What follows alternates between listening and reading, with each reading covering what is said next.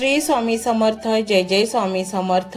तर मंडळी, आपल्याला वाटत असेल की आपल्यावर वाईट वेळ येऊ नये, आपण यशाची उंच शिखरे गाठावीत, आपली प्रगती उत्तरोत्तर होत जावी, कर्जातून आपल्याला मुक्तता मिळावी, आपल्याला आपल्या कुटुंबात असणारे टोकाचे वादविवाद संपुष्टात यावेत आणि आपल्याला सुख समाधान मिळावे. तर मंडळी, हा श्री स्वामी समर्थ महाराजांचा मंत्र तुम्ही नक्की ऐका, कारण या मंत्रामुळे तुमचे जीवन सकारात्मक होऊन तुमची कठीणातील कठीण इच्छा पूर्ण होईल. तर मंडळी, चला आपण व्हिडिओला सुरुवात करूयात. श्री स्वामी समर्थ. आपली सावली निर्माण करायची असेल तर ऊन झेलण्याची तयारी हवी. आपण नेहमी म्हणत असतो की कोणावर कधी कुठली वेळ येईल सांगू शकत नाही. तुमच्या पण आयुष्यात जर आता वाईट वेळ चालू असेल, खूप दुःख चालू असेल, खूप संकट चालू असेल, काय करावं ते समजत नसेल, आर्थिक समस्या असेल, तर आजच्या व्हिडिओमध्ये हे जे काही उपाय सांगत आहेत ते आवर्जून करा. सगळ्यात महत्त्वाचं एक लक्षात ठेवा की सुखामागे दुःख आणि दुःखामागे सुख चालूच असतं. आयुष्यात तुमच्यापासून माझ्यापर्यंत कोणीही जगात पूर्णपणे सुखी नाही आहे. प्रत्येकाच्या हृदयाच्या कोपऱ्यात एक दुःखाची जागा असतेच आणि ती आपण विसरून आयुष्य जगायला सुरुवात करत असतो. नेहमी आपल्याला वाईट वेळ येते ना, तेव्हा आपल्याला लोकांचा खरा चेहरा कळतो.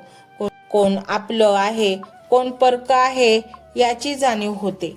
आपण परमात्म्याच्या, अध्यात्माच्या आणि महत्त्वाचं म्हणजे स्वामी समर्थांच्या भक्ती मार्गात आहोत. त्यामुळे तुम्ही तुमचे दुःख आपले महाराज त्यांच्या जवळ सांगा, रडा, तुमचं मन मोकळं करा. कधी कधी चिडा, त्यांच्यावर रागवा, रुसा, पण तुमचं दुःख स्वामी महाराजांना सांगत राहा.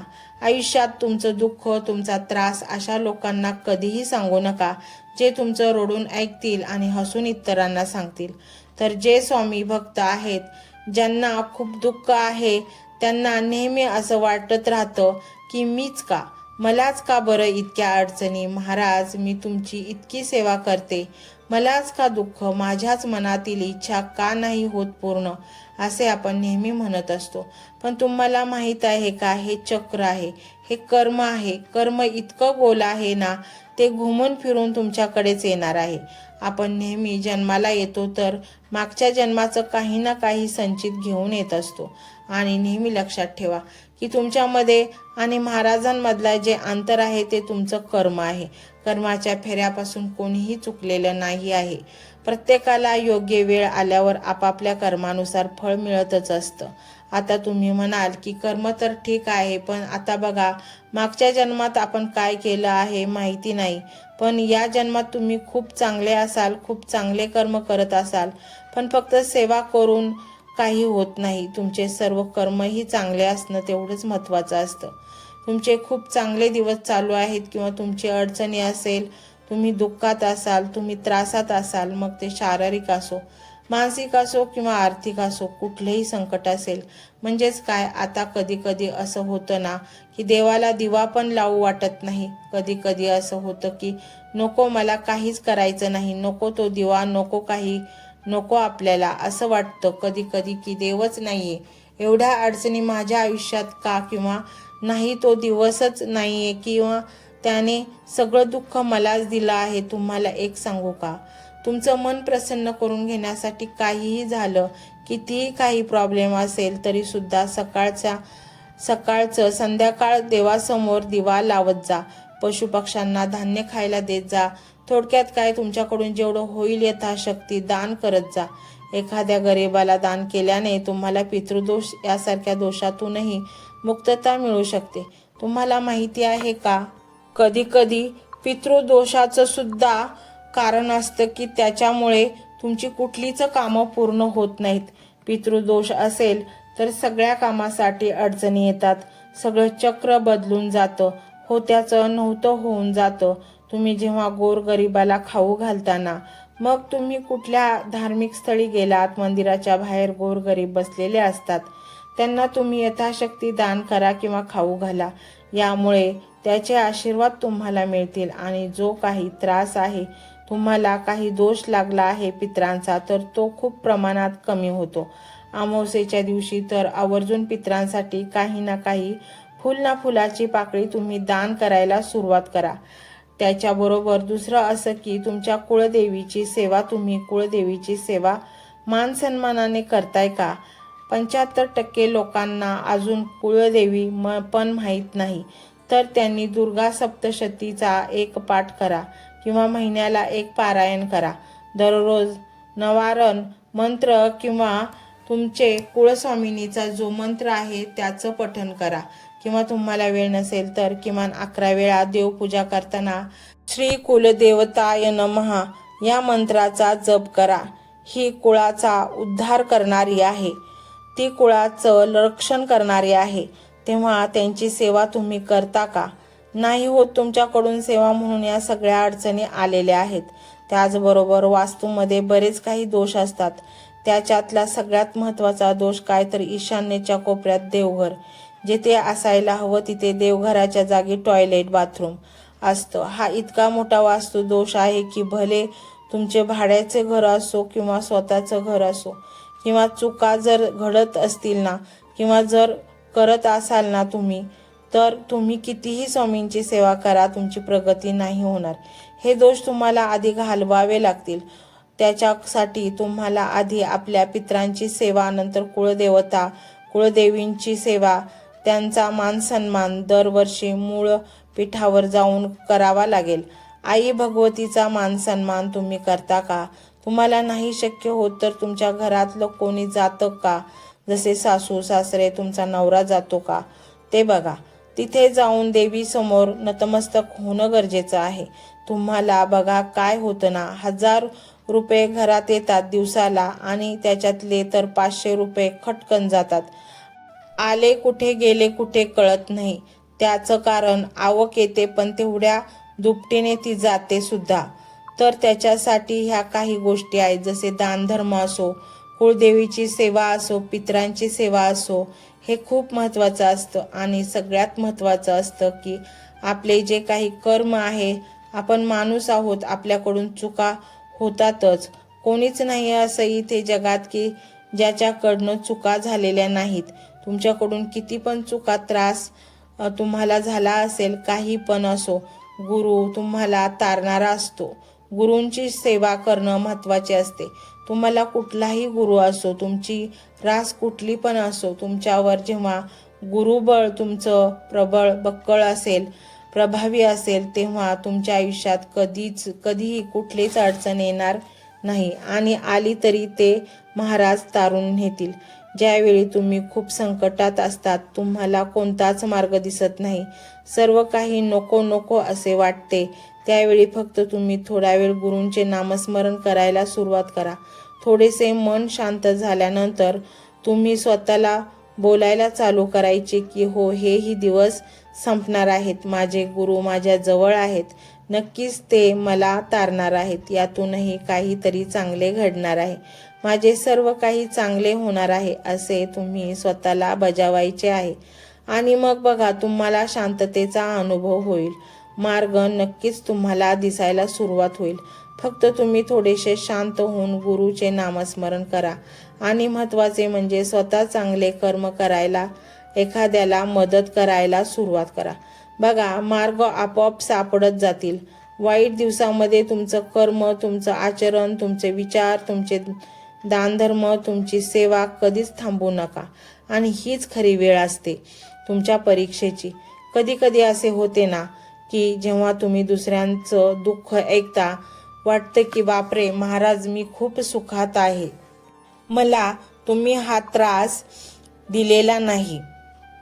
आपल्यापेक्षा जगात खूप दुःखी लोक आहेत. जो महाराजांचा निष्ठावंत सेवेकरी असतो तो नेहमी झुकून राहतो. महाराजांचा सेवेकरी आहे म्हणून जो अहंकारी करतो ते महाराजांना कधीच आवडत नाही. महाराजांना काही फरक नाही की महाराजांची कोणी किती वर्ष सेवा केली. महाराज फक्त हे बघतात की तुमचे आचार विचार, तुमची वागणूक, तुमचे कर्म कसे आहेत.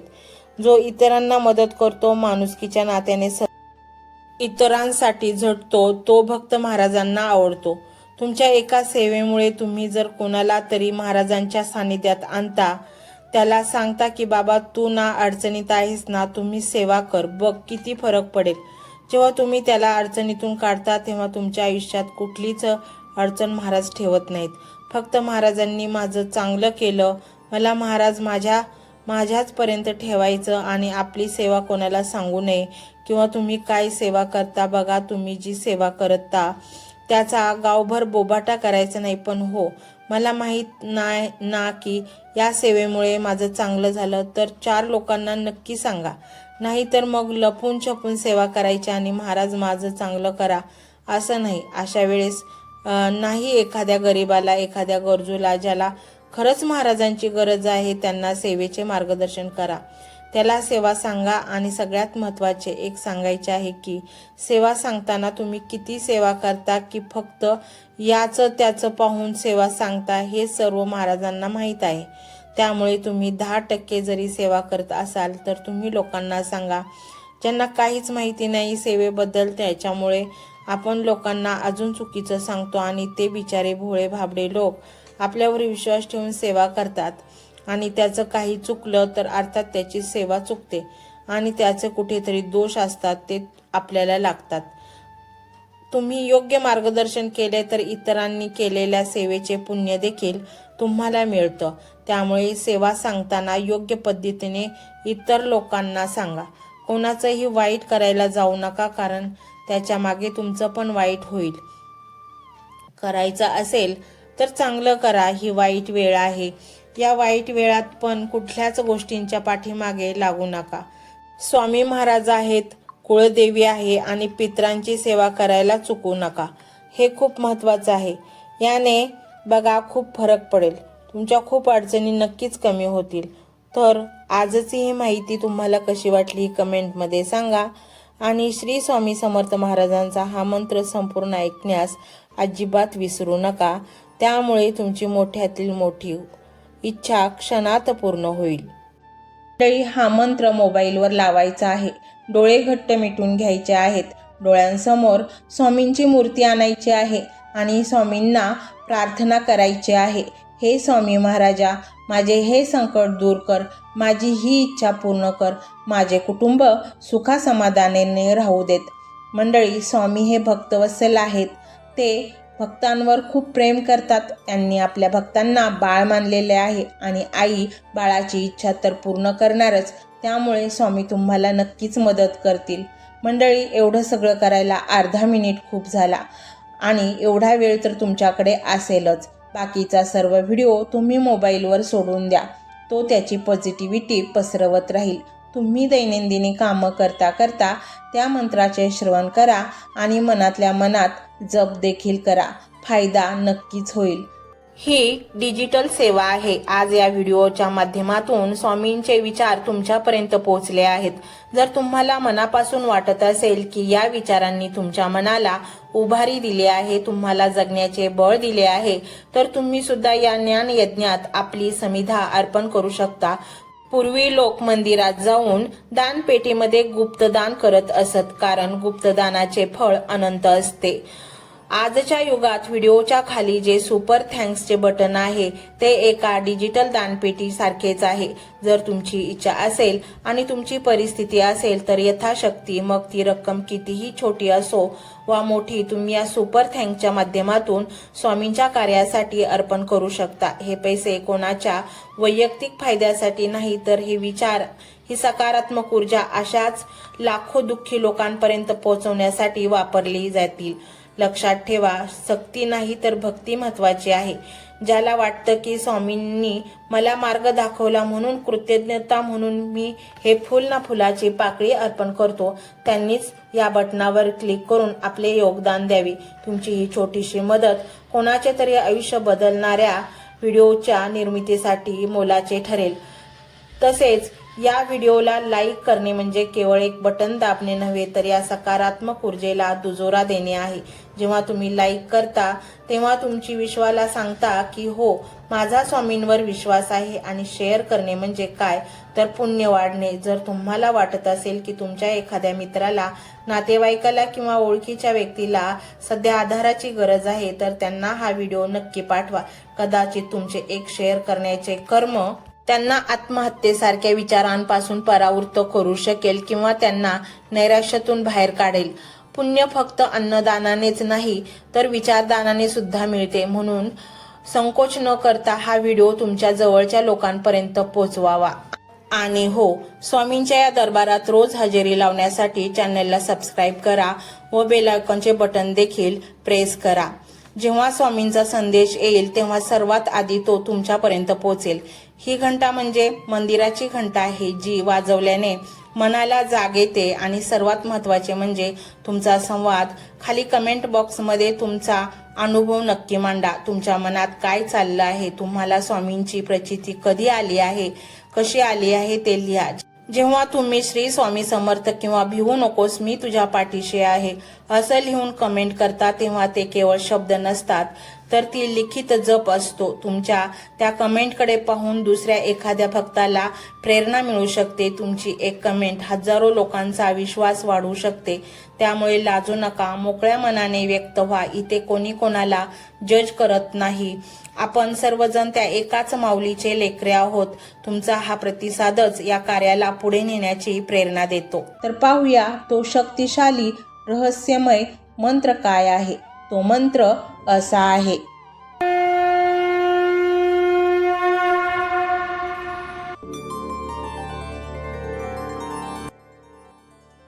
ओम श्री स्वामी समर्थाय धनाधिपतय सर्वसंपत्ती देही नमः.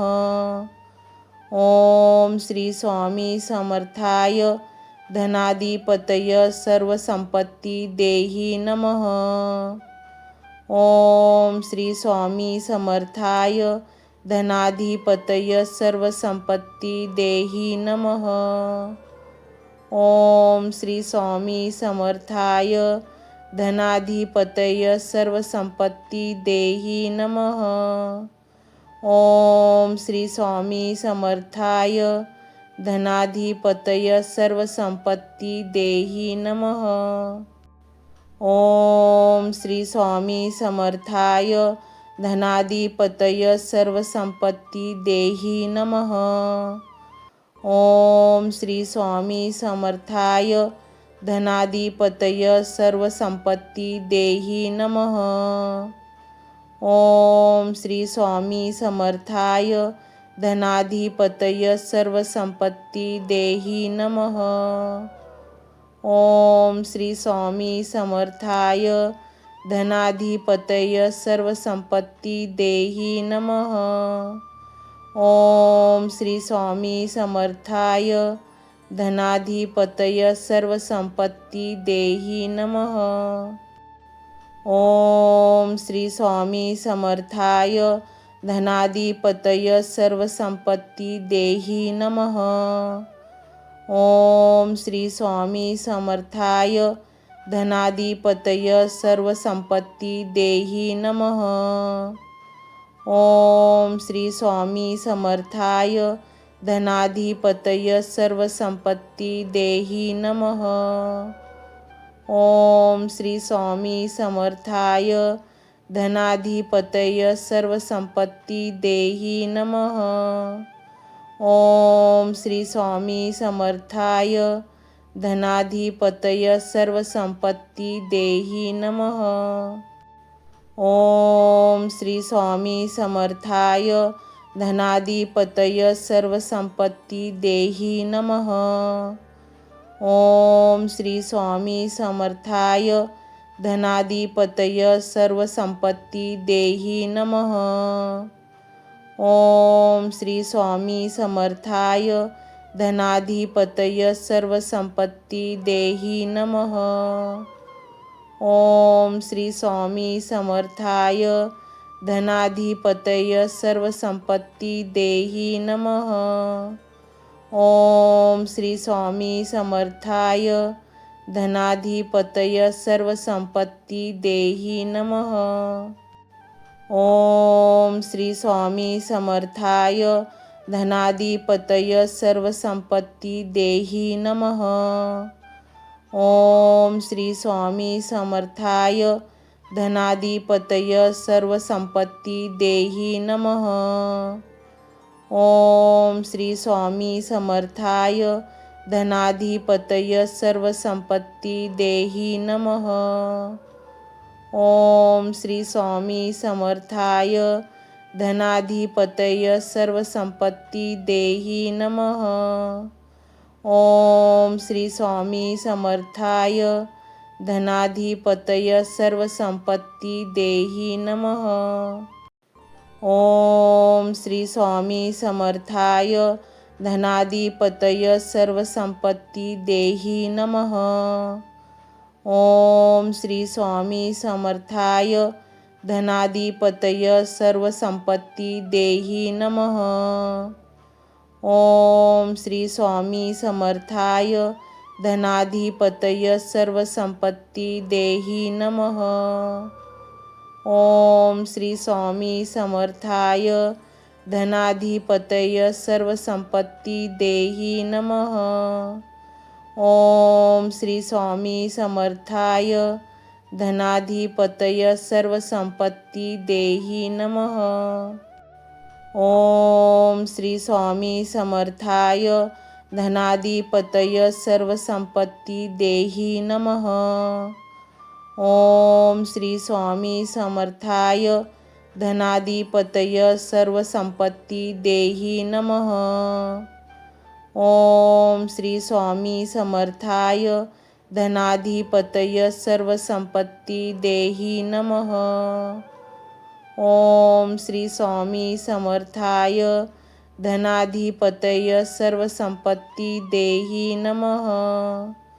ओम श्री स्वामी समर्थाय धनाधिपतय सर्वसंपत्ती देहि नमः। ओम श्री स्वामी समर्थाय धनाधिपतय सर्वसंपत्ती देहि नमः। ओम श्री स्वामी समर्थाय धनाधिपतय सर्वसंपत्ती देहि नमः। ओम श्री स्वामी समर्थाय धनाधिपतय सर्वसंपत्ती देहि नमः। ओम श्री स्वामी समर्थाय धनाधिपतय सर्वसंपत्ती देहि नमः। ओम श्री स्वामी समर्थाय धनाधिपतय सर्वसंपत्ती देहि नमः। ओम श्री स्वामी समर्थाय धनाधिपतय सर्वसंपत्ती देहि नमः। ओम श्री स्वामी समर्थाय धनाधिपतय सर्वसंपत्ती देहि नमः। ओम श्री स्वामी समर्थाय धनाधिपतय सर्वसंपत्ती देहि नमः। ओम श्री स्वामी समर्थाय धनाधिपतय सर्वसंपत्ती देहि नमः। ओम श्री स्वामी समर्थाय धनाधिपतय सर्वसंपत्ती देहि नमः। ओम श्री स्वामी समर्थाय धनाधिपतय सर्वसंपत्ती देहि नमः। ओम श्री स्वामी समर्थाय धनाधिपतय सर्वसंपत्ती देहि नमः। ओम श्री स्वामी समर्थाय धनाधिपतय सर्वसंपत्ती देहि नमः। ओम श्री स्वामी समर्थाय धनाधिपतय सर्वसंपत्ती देहि नमः। ओम श्री स्वामी समर्थाय धनाधिपतय सर्वसंपत्ती देहि नमः। ओम श्री स्वामी समर्थाय धनाधिपतय सर्वसंपत्ती देहि नमः।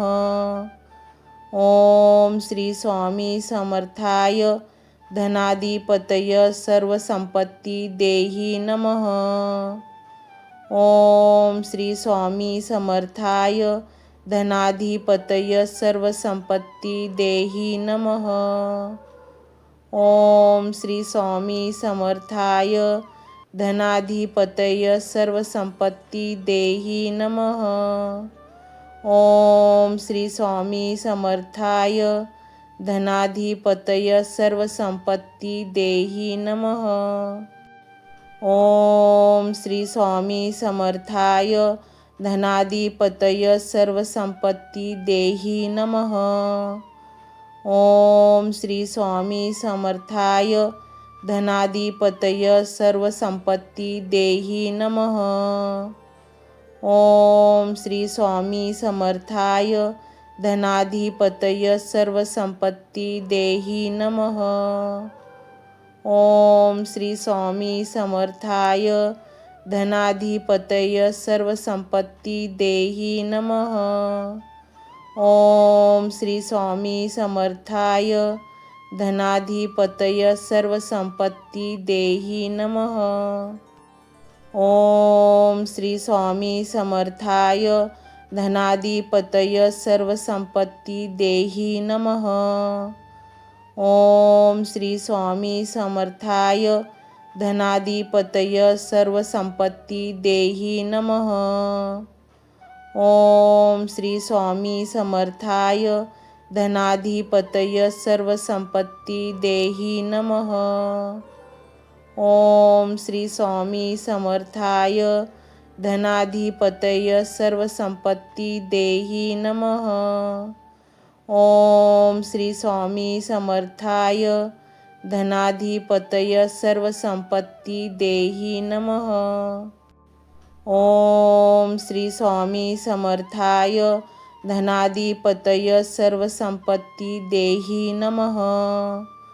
ओम श्री स्वामी समर्थाय धनाधिपतय सर्वसंपत्ती देहि नमः।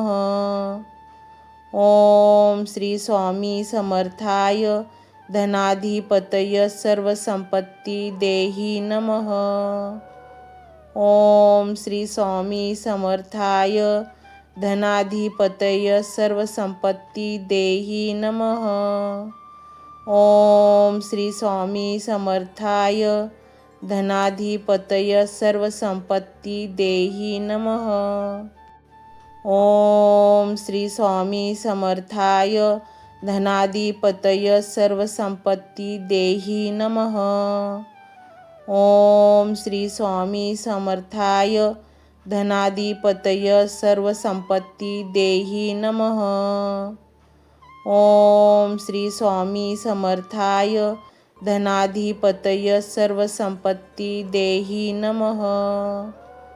ओम श्री स्वामी समर्थाय धनाधिपतय सर्वसंपत्ती देहि नमः। ओम श्री स्वामी समर्थाय धनाधिपतय सर्वसंपत्ती देहि नमः। ओम श्री स्वामी समर्थाय धनाधिपतय सर्वसंपत्ती देहि नमः। ओम श्री स्वामी समर्थाय धनाधिपतय सर्वसंपत्ती देहि नमः। ओम श्री स्वामी समर्थाय धनाधिपतय सर्वसंपत्ती देहि नमः। ओम श्री स्वामी समर्थाय धनाधिपतय सर्वसंपत्ती देहि नमः। ओम श्री स्वामी समर्थाय धनाधिपतय सर्वसंपत्ती देहि नमः।